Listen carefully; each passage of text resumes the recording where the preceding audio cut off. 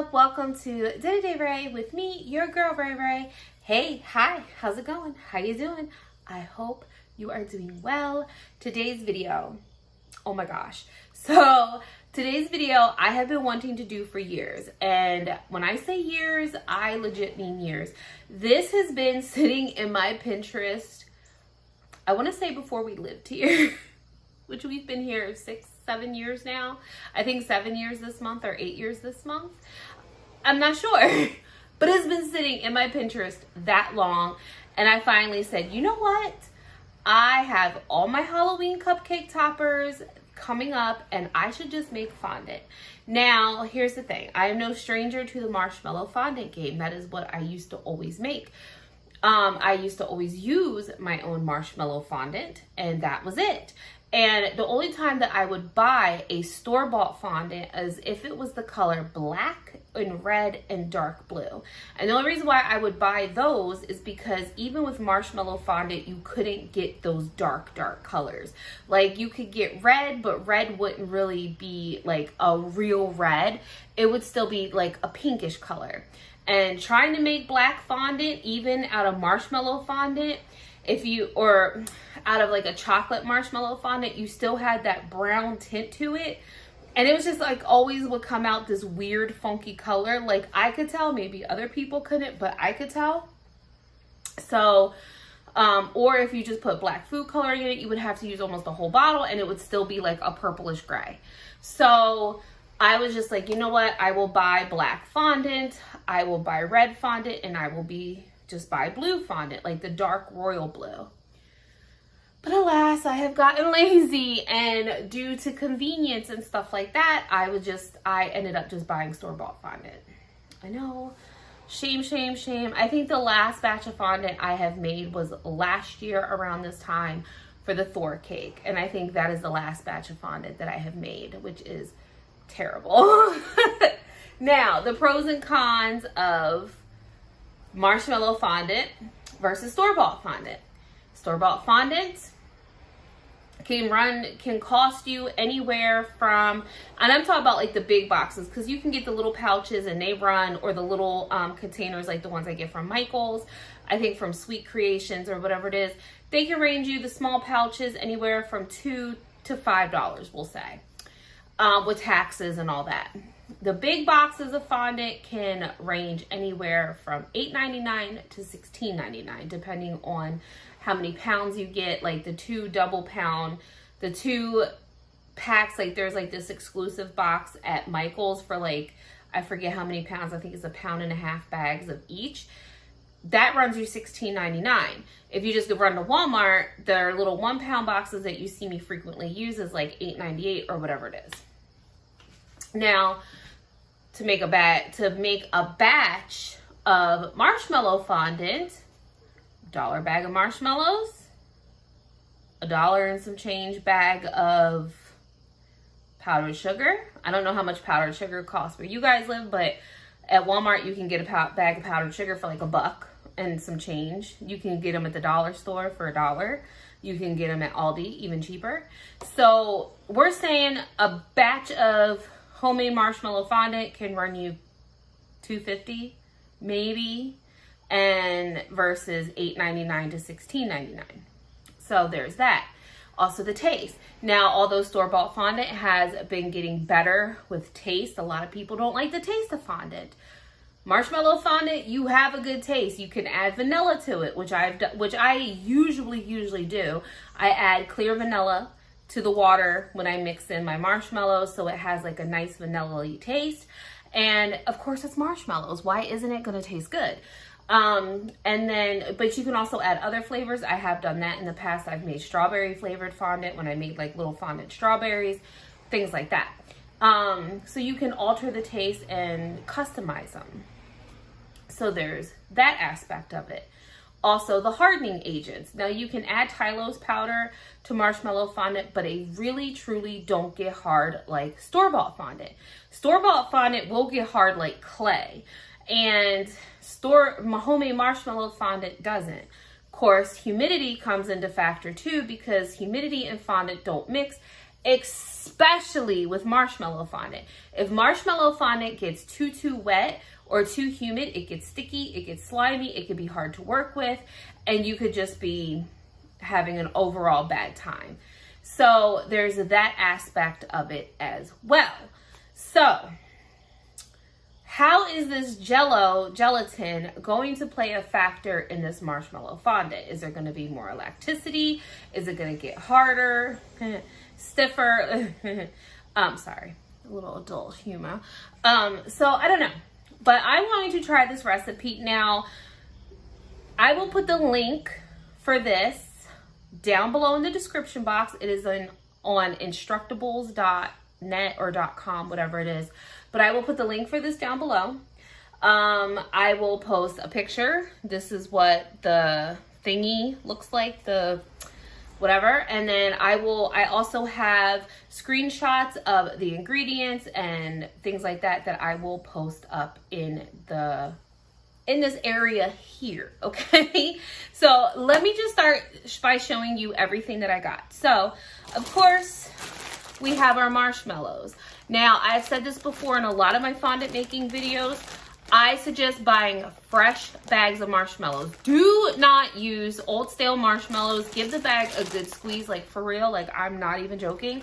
The freshness of marshmallows really makes a difference, because if you got some stale ass marshmallows, you're gonna have some hard fondant. Like, you're not gonna be able to do. Like, it's just, it's gonna be tough, okay? So, fresh, soft, squishy marshmallows. I always suggest using the minis because, believe it or not, again, if you use the big marshmallows, I feel like the fondant always came out tougher. So use mini marshmallows. That's my suggestion. Of course, I have confectioner sugar. I also have this guy. Now, this is a coffee grinder. I got this from Amazon. Let me tell you, this little thing is badass, okay?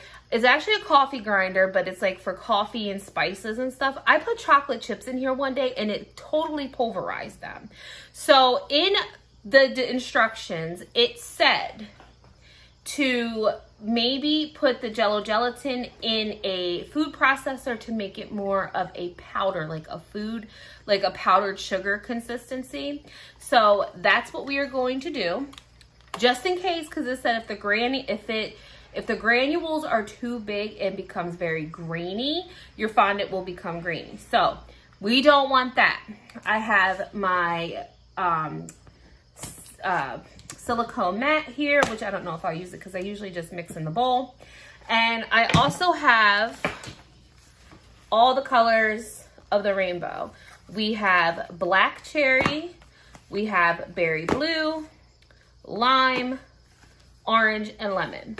So I am going to do one of each color. These are not sugar-free because I'm just following the recipe and I want to make sure, you know, everything's a-okay. So I'm going to have to work out extra hard because I am going to taste every single one. And these are real sugar, real marshmallows, and all that. I'm just going to do little itty bitty tastes.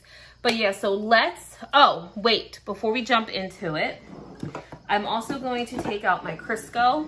This was not said in the instructions. However, Crisco and marshmallow fondant, they go hand in hand. Grease your hands up, grease your spoons up. Trust and believe. So I'm going to take that out. I'm going to get a few more things and we're going to get the show underway. Okay, so I have my little kitchen scale. I have my teaspoon little measuring spoon. I have my bowl and my other spoon. Now, the recipe that I will link down below on the Instructable site, the recipe has both for a full version using the whole box, and then there is a version of just doing 2 ounces. All I'm doing is the 2-ounce recipe. So that is what I'm going to be doing today. Now I'm going to go ahead and start with the blue, and let's get this on the scale. Let's turn the scale on. So we're at 0. Let's get that on there. Let's clear this. Oops, let me get that out of there. Oops, clear. All right, now it says that you need 2 ounces of marshmallows. So I'm gonna go ahead and open this bag. So let's pour in 2 ounces. Whoa, whoa, whoa, whoa, whoa, whoa, whoa. Hold on now. Hold your horses here. I need to take some of this out. All right, so I got this as close to 2 ounces as possible. So I'm gonna take this and move this out of the way.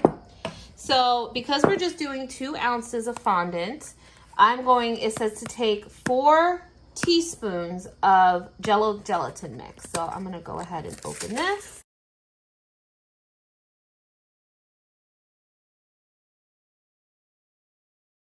So we have, whoa, this stuff smells strong. There's 1, 2, 3, and 4. Now I'm wondering if I should still kind of pulverize that, but I'm not sure. Okay, so for right now, I'm just going to do exactly what this recipe says. Now, she shows that she pours the Jello gelatin in with the marshmallows. I'm not pulverizing it or anything. And to add a little bit of water. Okay. And now we are going to microwave this and melt and stir. So I microwaved this for 30 seconds and I've just been mixing it. There's still a couple marshmallows in here. I'm making sure that all of the Jello gelatin is mixed in. Now, one thing that I do say is that this stuff smells so good. It smells absolutely delicious. Pretty color. Now I do want to kind of feel this a little bit. It doesn't really feel grainy, so I think we're good. I need to wash my hand now because I got marshmallow on it. Okay. So now we're going to start adding the sugar. Now, she said in her blog to use 1/4 pound of sugar, but she says she doesn't really measure. Another another tip and trick that I've learned through the years is make sure your fondant is cool enough, because if you don't let your fondant cool enough, you will get like sugar clumps and crystals in your fondant, and you do not want that. All right, now I'm gonna start adding in some powdered sugar, a little bit at a time. This is the messy part. Now this, I had a little bit left before I opened my new bag, but you see how this gets like that? You definitely wanna sift. I, believe it or not, I don't sift with, it sounds stupid, but with new powdered sugar, because it's more softer. But if you let it sit, it does get these clumps and stuff in it. So I'm not quite sure, but I definitely wanted to sift that because it was older, little bit I had left over. And then start mixing this. Okay, so I'm going to add some Crisco to my hands. As you can see, this kind of pulled apart or pulled away from the bowl. I'm gonna actually get my hands in here. I'm lubing them up with some Crisco. And I'm gonna just go ahead and start kneading it. I will spare you the time and do this all in fast forward.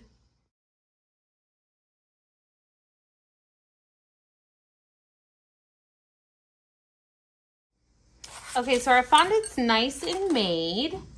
It's actually very, very soft. It's got some good elasticity to it. It's not too great. It's still a little sticky. To get rid of the stickiness, you can add Crisco to it. You can also just keep adding powdered sugar to it, but it's not, like, it's sticky to the touch, but it's not too bad. Oh my God, what was that? That was so weird. I have no idea what that was. It scared the shit out of me. I have all my windows open. That's so weird. But yeah, you could just keep adding powdered sugar to it. I'm just gonna let this set up. And I'm gonna just roll it in some powdered sugar.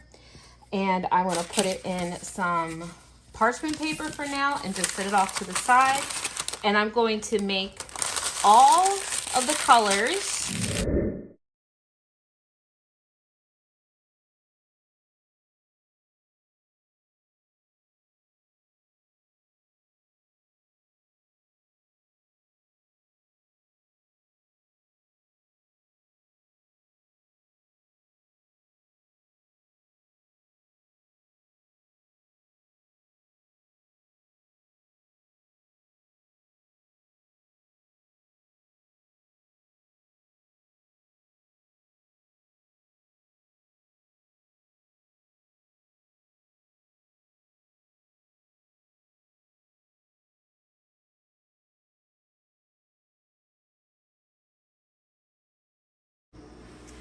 Okay, so here is each ball of fondant.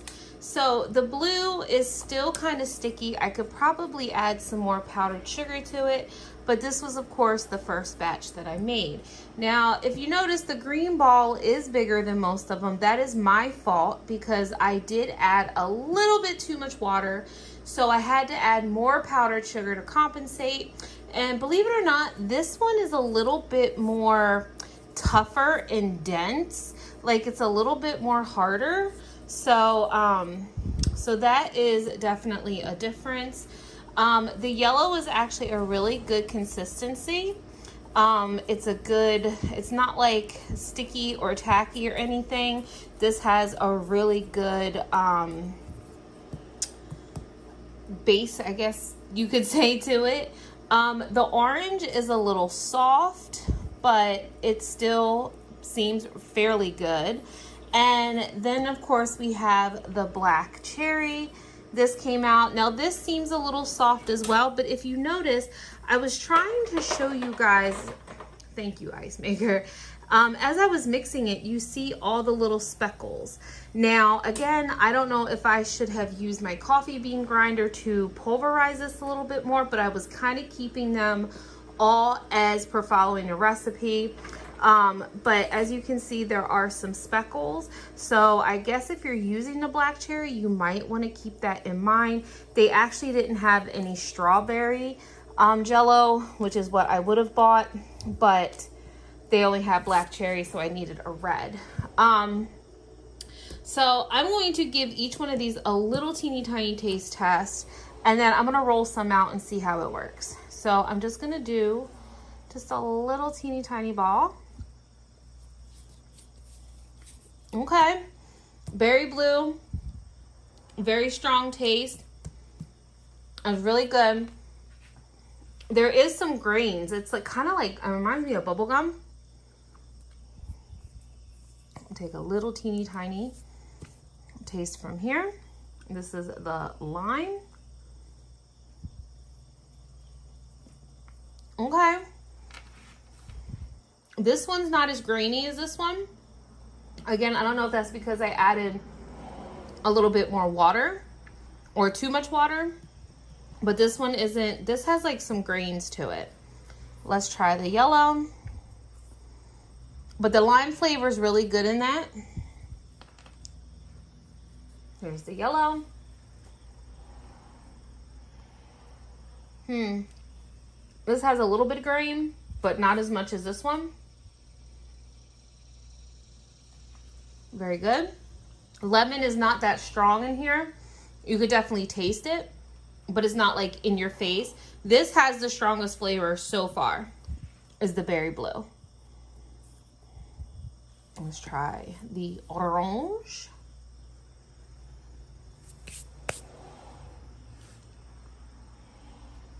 Again, a little bit of grain, a little grittiness. Again, this is the most gritty. This reminds me of an orange sherbet. That's good. Again, this one has the strongest flavor. And now let's take a little bit of the black cherry.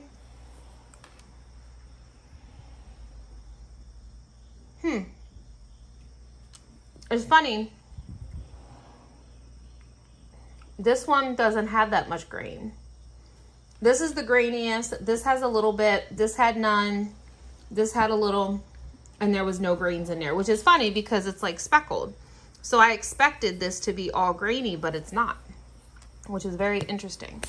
Okay, so I'm gonna do a couple little tests really quick, and just to see. Now I have a cookie cutter here. I'm gonna roll one out. I'm gonna use cornstarch. Now I decided to go with the green for this only because I have more, and this is a pretty big cookie cutter, but I also chose this because it has this inside piece. So let's see how this works out. Okay, really quick, I just want to show you this texture. As you see, there is some hard bits and bobs in here. I don't know if that has anything to do with the outside, the powdered sugar, but you can see there is some Jello specks in here, just like how the black cherry was. But I mean, it's got, now, like I said, this one's a little tougher and it rips. You see how that rips? It doesn't have the stretch. So let's just use this and let's cut this out. Okay. Let's see. Oh, okay. So this definitely sticks a little bit, but you're to expect that. Oh, almost got my finger stuck with marshmallow fondant. Okay. So let's put this on here like that. Put her ears. Oops, is that the wrong ear? Yes, it's the wrong ear. Put that on there. And put that on there. It's not too bad. I'm actually going to try to knead this a little bit more. It cuts fairly well. There's the thickness. So I am going to try and roll this and knead this a little bit more. I might add some Crisco to this, and just to kind of help it. And let's see what that does. Okay, so I added some Crisco to it, if you can see the shine. Now, it does still have the green specks in it from the Jello, but as you can see, it is much smoother and much nicer. It's got a little, it still breaks, but it's got a little bit more stretch to it. So I think the trick with this stuff is you definitely have to knead the heck out of this stuff for it to be nice and smooth. Oops, I just hit the camera. But yeah, I think that is gonna be the trick with these, is definitely to knead them. Okay, so this was the easiest mold that was right there at my fingertips. So I already put a little bit of cornstarch in here. I'm just gonna take some of this green because I've already kneaded this. And I'm just gonna stick it, we'll stick it in here. Now, when you are working with this, you definitely, see it keeps popping out. You're definitely gonna wanna knead, I'm gonna put a little bit of cornstarch up here. Put some cornstarch on your fingers. Let's press that in there.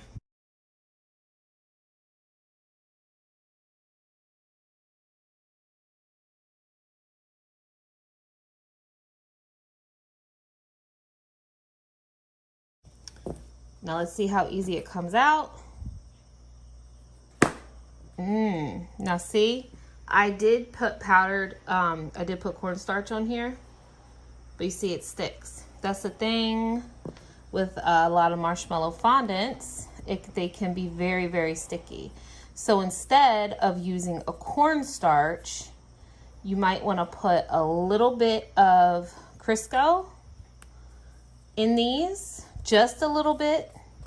Take a paintbrush and put some Crisco in it. I have just a very little bit, and I'm gonna put some Crisco in here.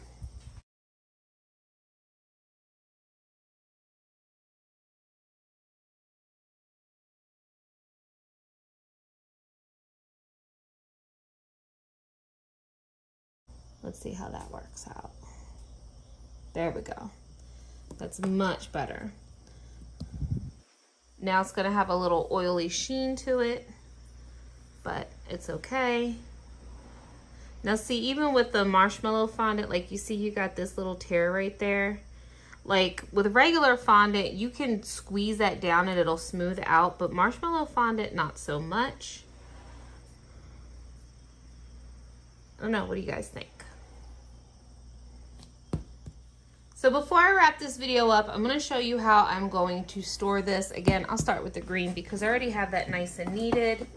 And I'm just gonna take a very thin layer, just a little bit, rub it on my hands, just kind of coat the outside of this. We'll put this in here. Wait a minute, let me get a bigger piece because, oops, I keep hitting that. Because I want the edges covered as well. So I'm gonna wrap this up like that. Okay, so now I'm gonna take my plastic wrap.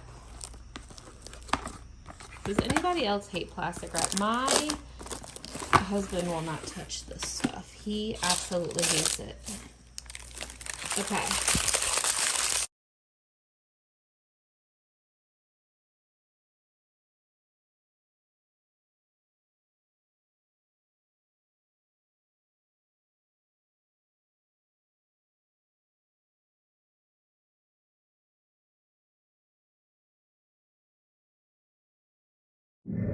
All right, guys, so let me know down in the comments what your thoughts are about this recipe. Will you try this recipe? Are you curious to try it just like I was? Will you make it? Let me know down below. A couple of my final thoughts on this is, would I make this again? I would, if only for a child though. I don't think, unless you know specifically that there is an adult that really likes a lime flavor or really likes an orange or lemon flavor. But I would only do one flavor, and I would basically do it with just a buttercream and vanilla cake. I don't think these flavors, of course, would not pair up with any chocolate or anything like that. Definitely vanilla. Definitely butter, just plain vanilla buttercream. That would be my choice if you're making these like with a cake or cupcake toppers. Definitely stick plain Jane basic, because I feel like you would get more of like an orange and cream flavor. You'll get like a lemon and cream, you know, like a key lime flavor. That's just my personal opinion. Again, I would only mix flavors for kids. I think kids would get a big kick out of all the different flavors. They really do have a nice flavor to the fondant. I think kids would get a kick out of it. Kids would enjoy it. Adults, again, like I said, if I made anything for an adult using these, I would stick with just one flavor and keep it basic on a basic vanilla cake with a basic vanilla buttercream. That is all I would do. So then that way the flavor of the fondant can shine through and you get a little bit of that fruity flavor with it. Would I cover a cake with this? Absolutely not. But I would, you know, make and play and use cutouts and things like that with this fondant. I would make little pieces, but that's probably about the extent of that. Like I said, I have my 31 days of Halloween coming up, so I will be using this. I actually have my idea board. I printed it out. I have all my little ideas, some of them on this piece of paper. And so I will definitely use this. This stuff will not go to waste. What else did I want to touch base on? Oh, I want to kind of play with this a little bit more. If you guys have been around for a while, you know that I do a modeling chocolate fondant mix. I make my Wilton candy clay, which is my version of modeling chocolate, and I take my fondant and I mix it together, and I get this really like melt in your mouth, delicious concoction that you can mold, you can roll out, you can make all kinds of good things with it, and the taste is phenomenal. How would that taste with white modeling chocolate? If I made a batch of white modeling chocolate and mixed those with it, how would the consistency be? Because of course, modeling chocolate does have oil and stuff in it. And how, like I said, how would the consistency be? How would the taste? Would that seize up? Would the chocolate seize up? Would it be a disaster? So I kind of want to explore a little bit with that. I also want to mix regular fondant with the Jello fondant and see how that comes out. If you, like I said earlier, I do believe I said this earlier, the Sugar Geek, when she makes her regular marshmallow fondant, she takes half of Wilton fondant and mixes it in, and it becomes a really good fondant. So I'm wondering, should I take some of these, like half of these, and mix it with regular fondant and see what that does to it? So if you guys want to see me do a little bit more experiments with this, let me know down below. Maybe in the next video, if these start getting a little crunchy or hard or whatever, I will put these in my coffee grinder to make a more of a finer powder. But yeah, so, oh, one other thing I did want to say is that as I was kneading these, if you go to the gym that morning before making this, make sure you do leg day, because you will definitely get an arm workout. But I did notice as I was kneading this that the orange also has speckles in it, has orange specks in it. The yellow did not, but of course the red, green, and orange do have specks. So please keep that in mind when working with it. But yeah, I would not cover a cake with this. I would make fondant toppers. Like I would not use these as the base of my fondant topper. I would definitely use real fondant or modeling chocolate for that, but all the little details on top, I would use this. So those are my final thoughts. I hope you enjoyed this video. Let me know down below if you would like to make this, if you like this video, if you want me to see me do more with it, experiment more with it, let me know down below. So on that note, I'm gonna wrap this video up because it is now 10:41. I've been doing this for 3 hours. I've been up since 4 o'clock this morning, and I'm gonna go take a nap before my son gets up. And I also have a cake that I have to get done today. So yeah, fun, because I thought my girlfriend, so yesterday was my girlfriend's birthday, and I thought she was coming down next weekend, the weekend before my surgery. She'll be here tomorrow. I did not know she would be here tomorrow. I thought she'd be here next week. So I only have today because she'll be here tonight to do this cake. So that means, and that's including baking time, buttercream. Well, actually, I don't have to make buttercream because I have some, but carving, yeah, so, all right. I'm gonna wrap this up. I'm gonna get a nap, and I will see you guys in the next video. Remember to like, comment, share, and subscribe. And as always, please be kind, because you don't know what kind of battle someone's going through. So don't be a dick. I love you guys so much, and I'll see you soon. Bye.